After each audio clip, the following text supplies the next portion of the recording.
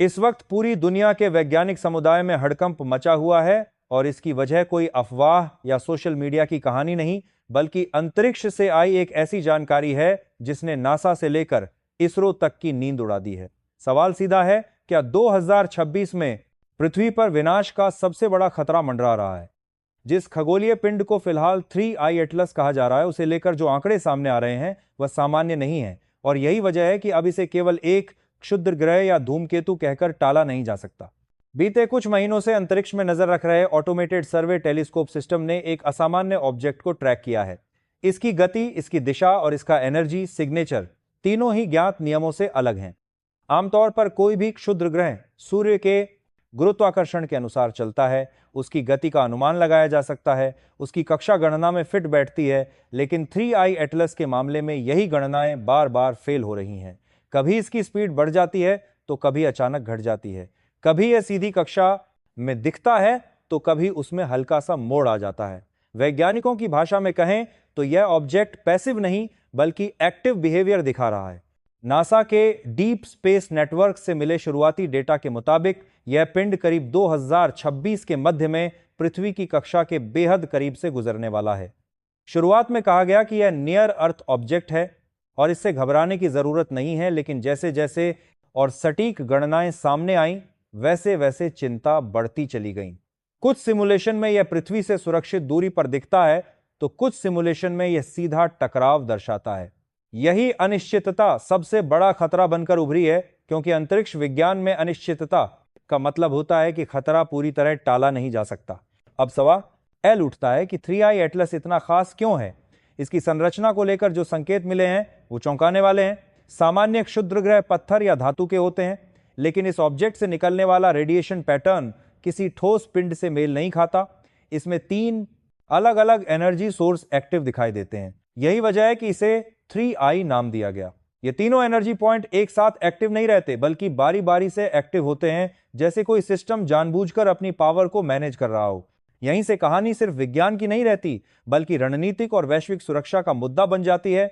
इसरो के वैज्ञानिकों ने अपने स्तर पर जब इसकी कक्षा का विश्लेषण किया तो उन्होंने भी इसी तरह की अनियमितता नोट की।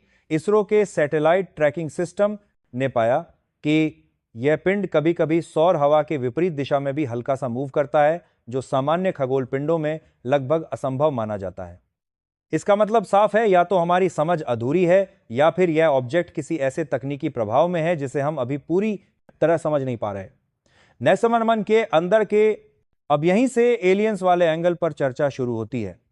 आधिकारिक तौर पर नासा या इसरो ने किसी भी तरह के एलियन थ्योरी की पुष्टि नहीं की है, लेकिन कुछ संकेत ऐसे हैं जिन्हें नजरअंदाज करना मुश्किल है।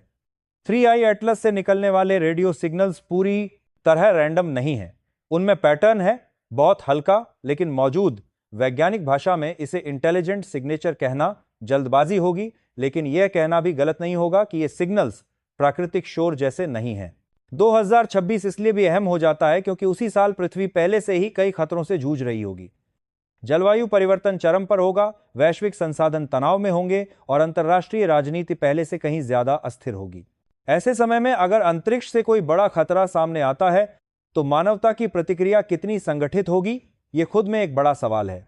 नासा का प्लेनेटरी डिफेंस सिस्टम जैसे डार्ट मिशन इसी तरह के खतरों के लिए बनाया गया है, लेकिन 3I एटलस की गति और द्रव्यमान को देखते हुए यह स्पष्ट नहीं है कि मौजूदा तकनीक पर्याप्त होगी या नहीं। एक और गंभीर पहलू यह है कि अगर यह पिंड पृथ्वी से टकराता है तो उसका असर केवल एक क्षेत्र तक सीमित नहीं रहेगा।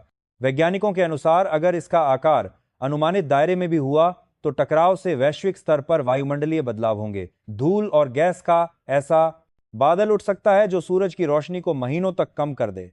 तापमान में अचानक गिरावट फसलों की बर्बादी और खाद्य संकट जैसी स्थिति पैदा कर सकती है। यानी यह सिर्फ एक टकराव नहीं बल्कि सभ्यता के अस्तित्व पर सीधा सवाल होगा, और अगर यह टकराव जानबूझकर हुआ तो तस्वीर और भी डरावनी हो जाती है। कुछ वैज्ञानिक यह सवाल उठा रहे हैं कि क्या 3I एटलस किसी बाहरी सभ्यता का प्रोब हो सकता है, एक ऐसा सिस्टम जो ग्रहों की जांच करता है या चेतावनी देता है या फिर हमला करने से पहले सर्वे करता है। यह थ्योरी भले ही अभी कल्पना लगे, लेकिन जिस तरह से इसकी कक्षा खुद को एडजस्ट करती दिख रही है उसने इस चर्चा को हवा दे दी है।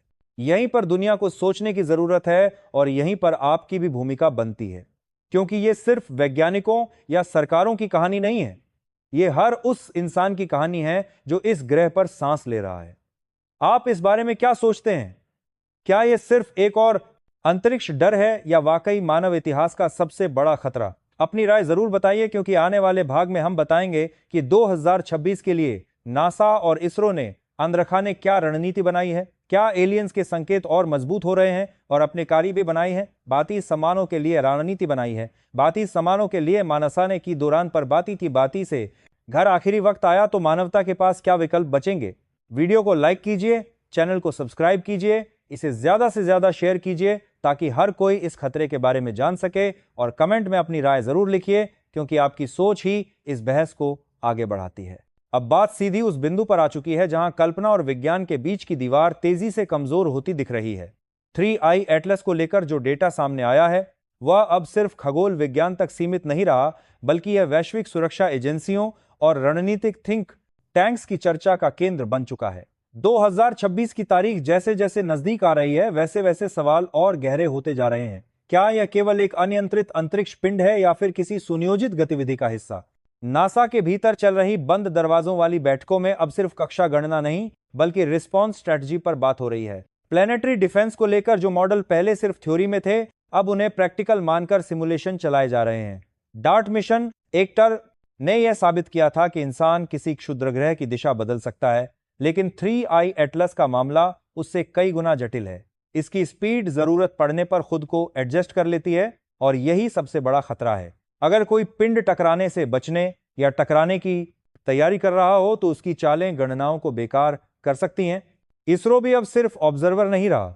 भारत के डीप स्पेस एंटेना और चंद्रयान मिशन से मिले अनुभव को 3I एटलस की स्टडी में इस्तेमाल किया जा रहा है। इसरो के वैज्ञानिकों ने खासतौर पर इसके एनर्जी सिग्नेचर पर ध्यान दिया है। 3 अलग अलग एनर्जी पॉइंट्स का एक तय पैटर्न में एक्टिव होना इस बात की ओर इशारा करता है कि यह कोई रैंडम नेचुरल प्रोसेस नहीं है। सवाल यह है कि अगर यह सिस्टम नेचुरल नहीं है तो इसे कंट्रोल कौन कर रहा है? इसी बीच रेडियो एस्ट्रोनॉमी में एक और चौंकाने वाली बात सामने आती है। 3I एटलस से जो सिग्नल मिल रहे हैं वह सिर्फ एक दिशा में नहीं, बल्कि अलग अलग फ्रीक्वेंसी पर अलग अलग समय पर भेजे जा रहे हैं। कुछ वैज्ञानिक इसे इंटरस्टेलर कम्युनिकेशन की संभावना से जोड़ रहे हैं। इसका मतलब यह हुआ कि यह पिंड केवल पृथ्वी को नहीं देख रहा, बल्कि शायद किसी और जगह से भी संपर्क में है। अगर यह सच है तो फिर यह मानना पड़ेगा कि मानवता इस ब्रह्मांड में अकेली नहीं है, और यह पहला मौका हो सकता है जब संपर्क की आधार पर मिलकर संपर्क आपरे संपर्क में है, शत्रुतापूर्ण हो। 2026 में अगर 3I एटलस पृथ्वी की कक्षा में प्रवेश करता है तो उसके प्रभाव सिर्फ भौतिक नहीं होंगे, बल्कि मनोवैज्ञानिक भी होंगे। पहले से ही सोशल मीडिया पर डर और अफवाहें फैलने लगेंगी, बाजार हिलेंगे, सरकारों पर दबाव बढ़ेगा और वैश्विक अस्थिरता अपने चरम पर होगी। वैज्ञानिक चेतावनी दे रहे हैं कि ऐसे समय में गलत फैसला सबसे बड़ा दुश्मन बन सकता है।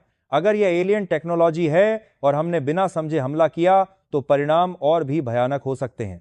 कुछ थ्योरी यह भी कहती हैं कि 3I एटलस सीधा हमला नहीं, बल्कि एक टेस्ट हो सकता है, एक तरह का ट्रायल रन, यह देखने के लिए कि पृथ्वी की सभ्यता कितनी संगठित है, कितनी समझदार है और कितनी तकनीकी रूप से सक्षम है। अगर ऐसा है तो 2026 सिर्फ विनाश का साल नहीं, बल्कि मानव इतिहास का सबसे बड़ा इम्तिहान हो सकता है। नासा और इसरो दोनों इस बात पर सहमत दिखते हैं कि किसी भी कदम से पहले पूरी जानकारी जरूरी है। अब एक और पहलू सामने आता है। अगर 3I एटलस पृथ्वी से टकराता है तो क्या वह पूरी पृथ्वी को खत्म कर देगा? वैज्ञानिकों का मानना है कि पूर्ण विनाश की संभावना कम है, लेकिन सभ्यता के बड़े हिस्से को खत्म करने के लिए यह काफी है। महासागरों में टकराव हो तो मेगा सुनामी होगी, वायुमंडल में टकराव हुआ तो तापमान असंतुलन होगा, और अगर जमीन पर टकराया तो भूगर्भीय हलचलें शुरू हो जाएंगी। यानी मानवता बच भी गई तो दुनिया पहले जैसी नहीं रहेगी।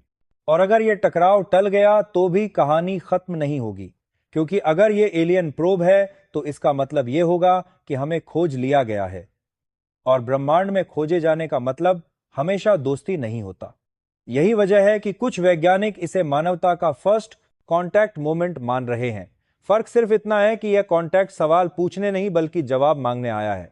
अब फैसला समय के हाथ में है, लेकिन तैयारी इंसानों के हाथ में है। 2026 तक का हर दिन, हर घंटा, हर सेकंड इस सवाल को और बड़ा करता जाएगा कि क्या हम सिर्फ दर्शक बनकर रह जाएंगे या फिर एकजुट होकर इस चुनौती का सामना करेंगे। इतिहास गवाह है कि जब भी इंसान ने खतरे को नजरअंदाज किया है तब नुकसान हुआ है, और जब एकजुट होकर विज्ञान पर भरोसा किया है तब रास्ता निकला है। अब आपकी बारी है। आप क्या सोचते हैं? क्या 3i एटलस सिर्फ एक खगोलीय संयोग है, या फिर यह किसी बड़ी सच्चाई की दस्तक है? क्या 2026 मानवता का अंत होगा या एक नई शुरुआत? अपनी राय कमेंट में जरूर बताइए, क्योंकि यह चर्चा सिर्फ डर फैलाने के लिए नहीं बल्कि सच को समझने के लिए है।